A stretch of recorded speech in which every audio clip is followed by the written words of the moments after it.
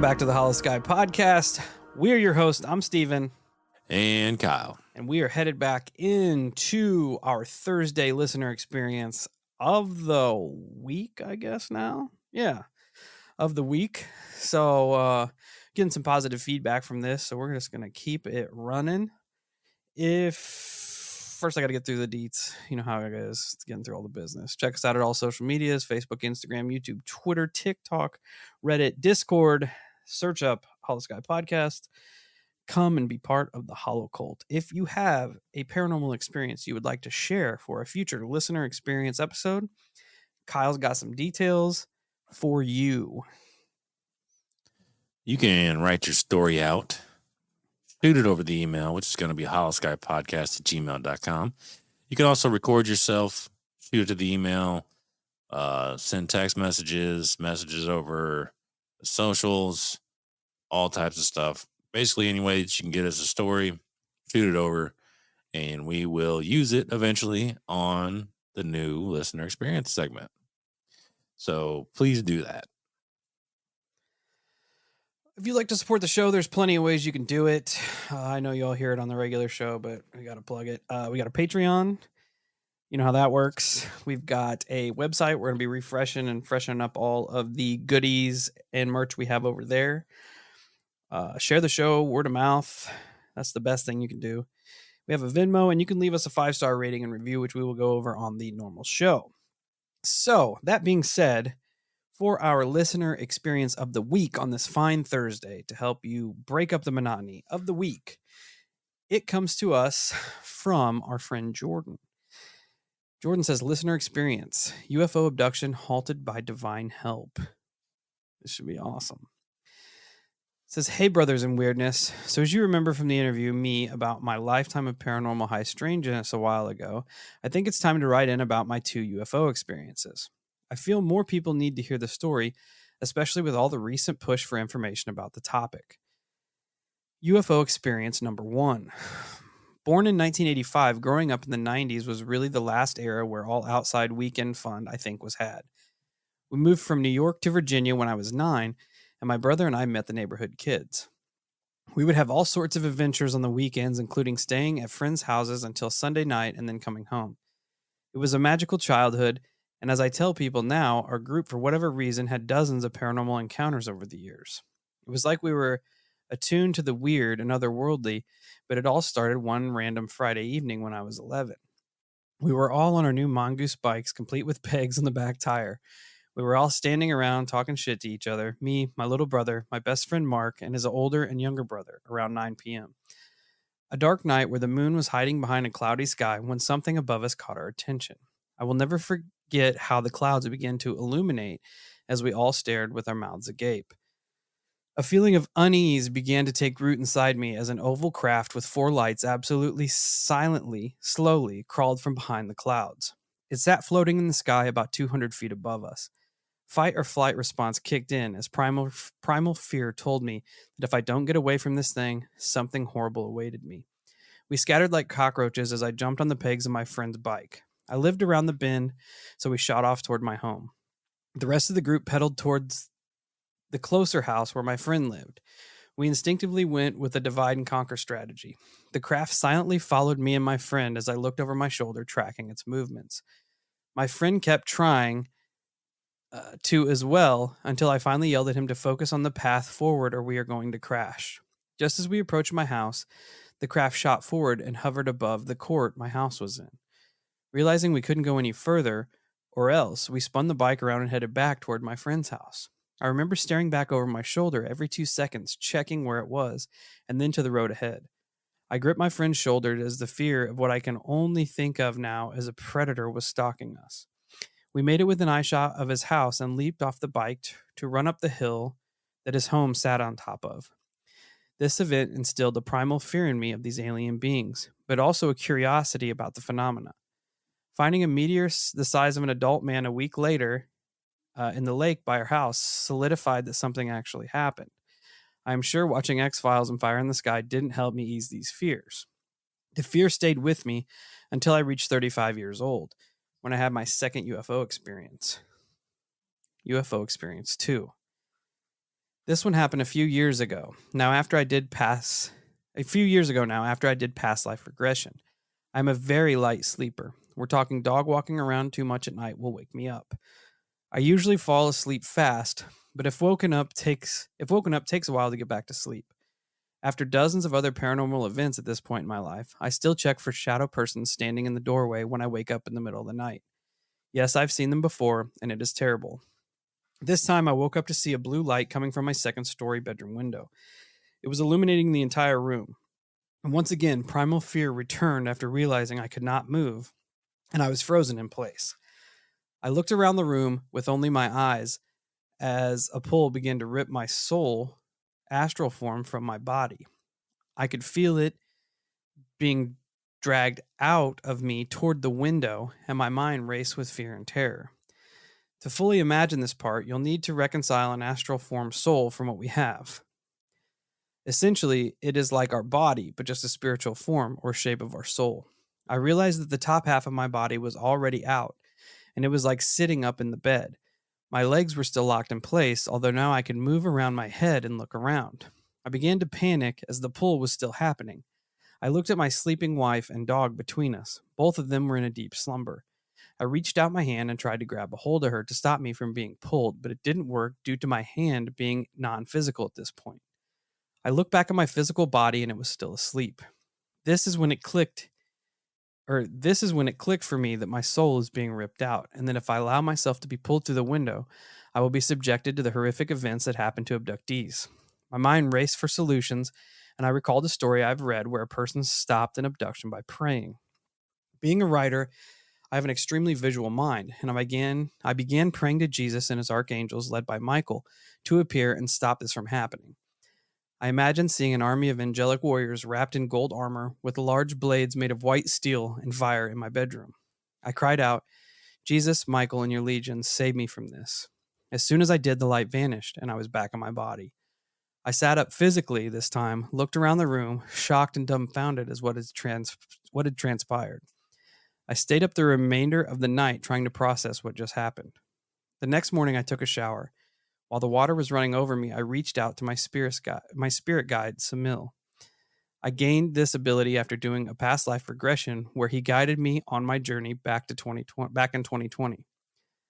I asked him in my mind what happened last night, and the response I was given still shocks me to this day. I hear him in my mind say, quote, "They were not here specifically for you. They were in the area and saw a bright light in the darkness and wanted to see what it was. Your soul was bright, which piqued their interest. Never fear them again. They were warned to never bother you or your family again. You are protected. As you brothers of mine and strange know, I have many other events in my life, but these two stand out as some of the most profound. I'd like to end this with a review that I keep trying to post on Apple, but it won't let me. This is our friend Jordan's review. He says, these two feel like brothers and lifelong friends after I met them during our interview. They never once made me feel judged or weird for having so many paranormal events, and their questions and conversation with me about them connected so many more dots than ever about what I'd experienced. Having a space to share these stories is so important, not only to the community, but to the world. As a species, we must talk about these weird events to better understand them and come to terms that reality is a lot stranger than fiction. Love y'all and stay weird. Jordan, my friend, our friend, thank you so much for coming back in and relaying these UFO incidents. We will start with the first one when you were young. Again, excellent, vivid description of what went down. I can't imagine the fear of trying to outrun a UFO and then it being like in front of you over your house when you get there. Terrible. Yeah.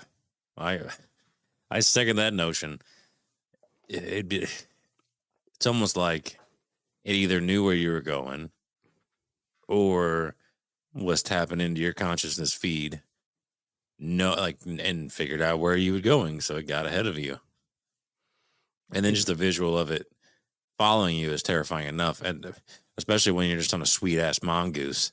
I know, that's what I'd say. That's all you have is a getaway. I was like, damn, bro, I had a mongoose growing up. Yeah. She. Yep.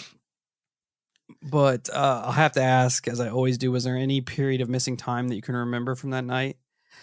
I know it sucks to try to recount that, but um, especially with it being so attentive to you and your friend, you can't disclude that. I don't even know if that's a word. Disclude, exclude that you may have been part of something that you didn't want to be part of. Moving on to the next experience. This one, I'm trying to remember where we had talked about ab- alien abduction being on a more metaphysical, spiritual realm. We've heard it before. There may have been another listener experience where it was like someone's soul and life force being pulled from their body by whatever these are. So essentially, they're like, it's almost like abducting our consciousness, leaving our bodies there, but abducting us in that way, which makes the phenomena all the more terrifying. Really, I think if that was the case, because it is, I agree, fucking crazy terrifying. And honestly, that could be happening with every single UFO abduction, minus if the body is actually not present, but find proof of those ones. Anyways, it would almost suggest two outcomes for me. These things are interdimensional, because I feel like that would be a way to cross dimensions and still be able to pull you to them, or it leads credence to the claims that the soul is a power source, something that they can actually harvest at that point. which sucks.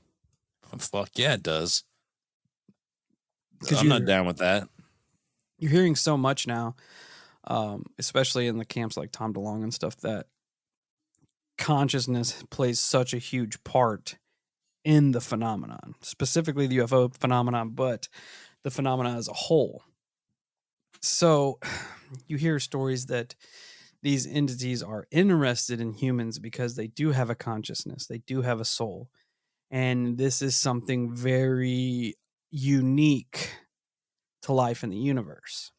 That's why us, just a bunch of primates that learn how to turn rocks into tools, are still being studied by life forms that have progressed so far ahead of us. I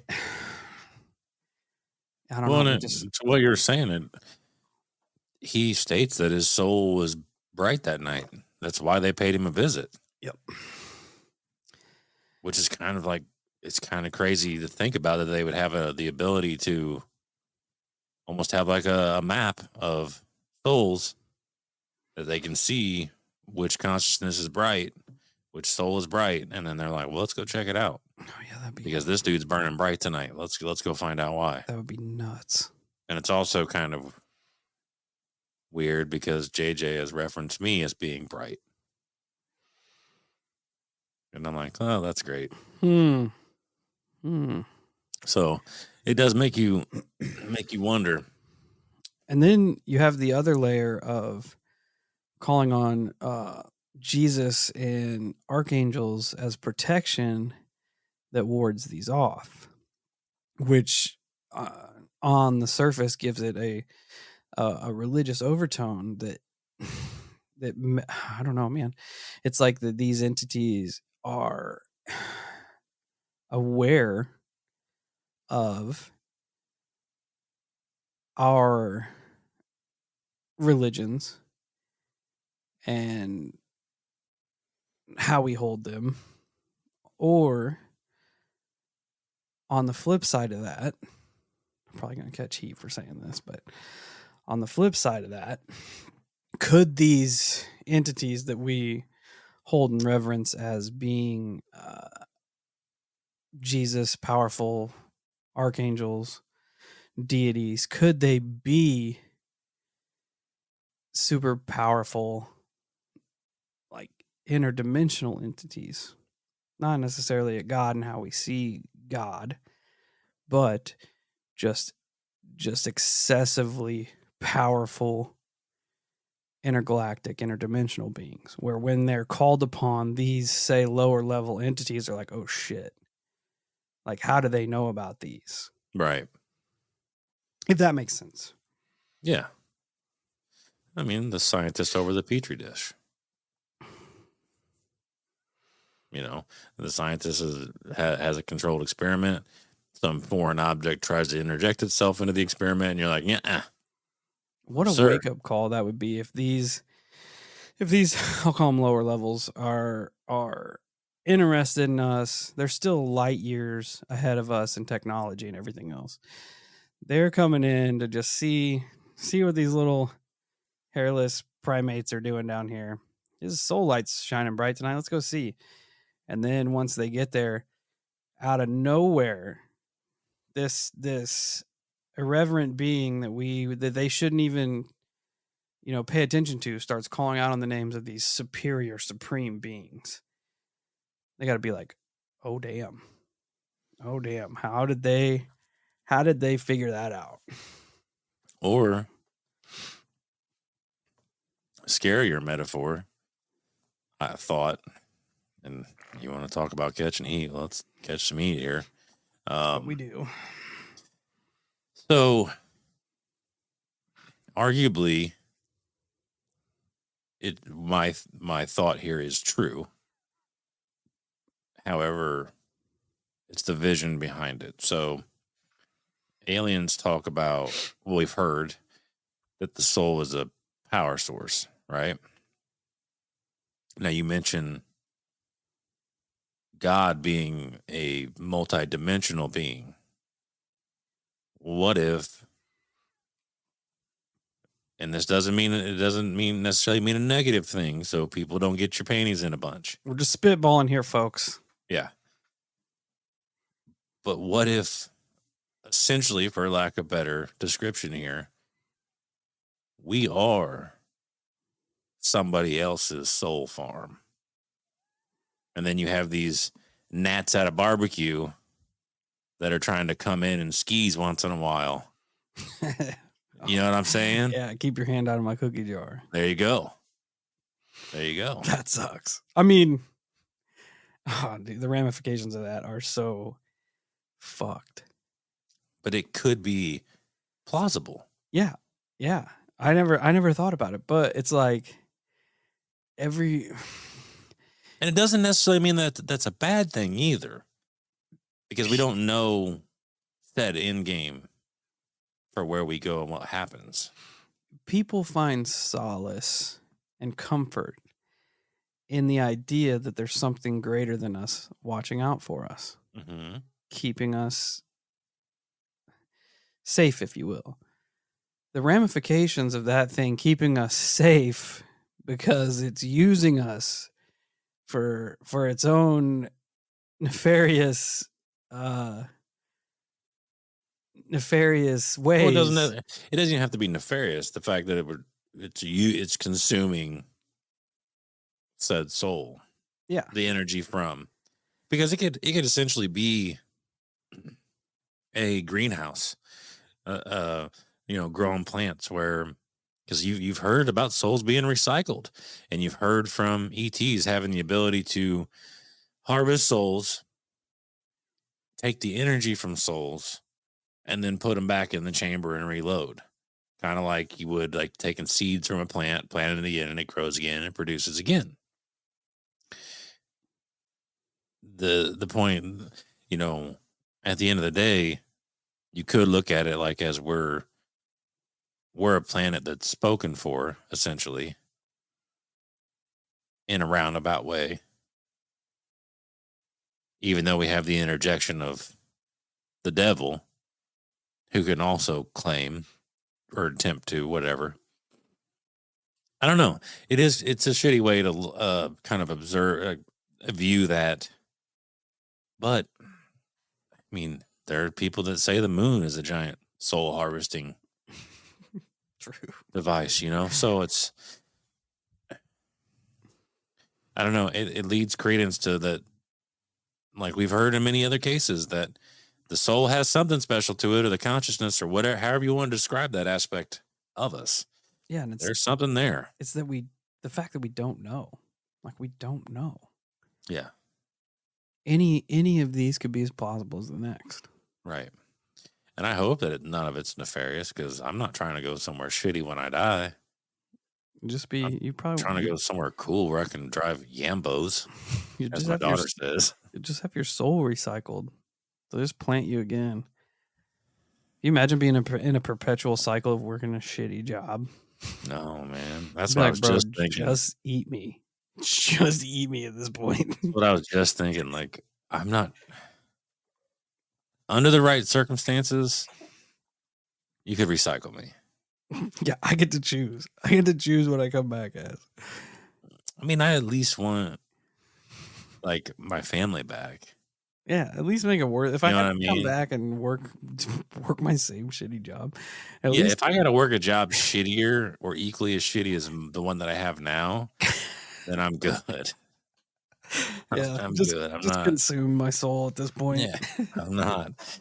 It's time. Like I feel like I've earned my spot.